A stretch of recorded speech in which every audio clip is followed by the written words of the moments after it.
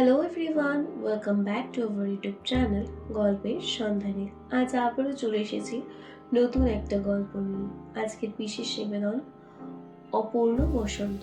গল্প পাঠে ও কলমে আমি চাঞ্চল্য। শুরু হচ্ছে আজকের বিশেষ নিবেদন।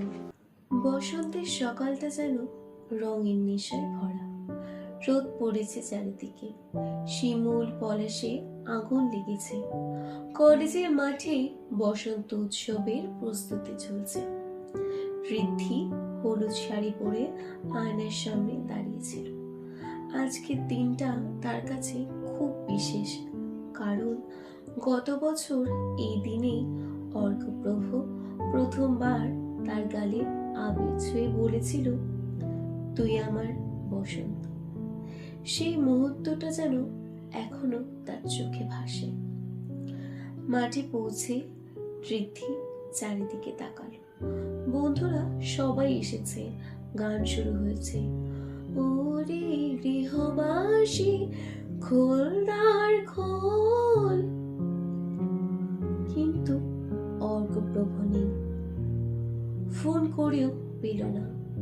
মেসেজে শুধু একটাই উত্তর, আজ আসতে পারবো না, ভালো থাকিস। ঋদ্ধির বুকটা হঠাৎ কেঁপে উঠল। ভালো থাকিস, এই শব্দগুলো যেন অদ্ভুত দূরত্বের। সে ভেবেছিল আজ অর্কপ্রভ আবার তার গালে রং মাখাবে, দুজনে একসাথে নাচবে, ছবি তুলবে, আরো কত কি। বন্ধুরা এসে তার গালে আবির মাখিয়ে দিল, কিন্তু সেই রং যেন মন ছুঁতে পারল না। চারিদিকে হাসি, গান, নাচ, সবকিছু যেন কেমন ফাঁকা লাগছিল। এক সময় ভিড়ের বাইরে গিয়ে বসে পড়ল ঋদ্ধি।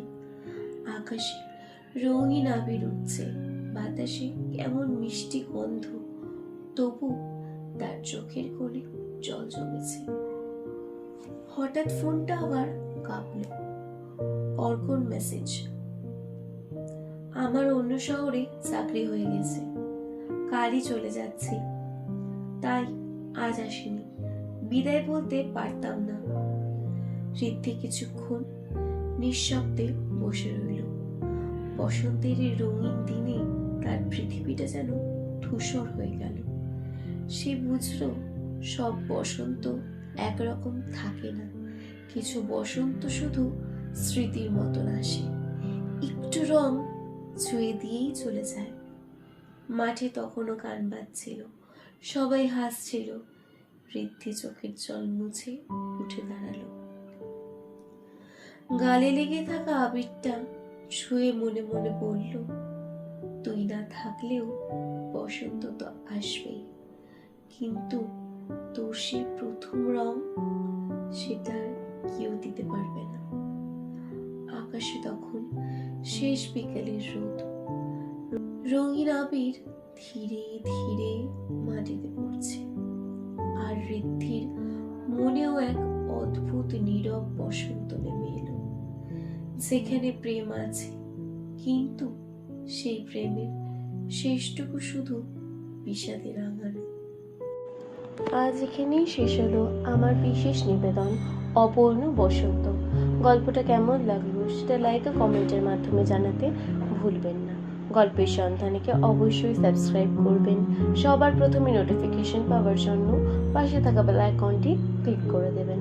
প্রচুর প্রচুর শেয়ারের মাধ্যমে আমাকে আরও উৎসাহ জাগাবেন, যাতে আমি আরও নিত্য নতুন গল্প আপনাদের সামনে উপস্থাপন করতে পারি। ভালো থাকবেন, সুস্থ থাকবেন। দেখা হচ্ছে পরের এপিসোডে। শুভরাত্রি।